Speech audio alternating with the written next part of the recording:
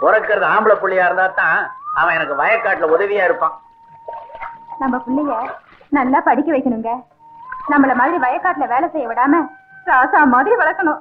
அதுவும் சரிதான். மம்பட்டி கடப்பாரோட போராட வாழ்க்கை என்னோட போகட்டும். நம்ம பையனை படிக்க வச்சு பெரிய உத்தியோகத்துக்கு அனுப்பணும். உன் ஆசைப்படியே அவனை பெரிய ஆபீசர் ஆக்கிடுறேன். அவ்வளவுதானே? அவ்வளவுதானே சொல்லாத மச்சான். நல்ல இடமா லட்சணமான பொண்ணா பார்த்து கட்டி வைக்கணும். கல்யாணத்தை தடபுடலாம் செஞ்சிடறேன். இல்ல பவுத்து புள்ள எனக்கு கீழ இறங்கல, அதுக்குள்ள கல்யாணம் வரைக்கும் போயிட்டியே. முதல்ல சோத்த போடு.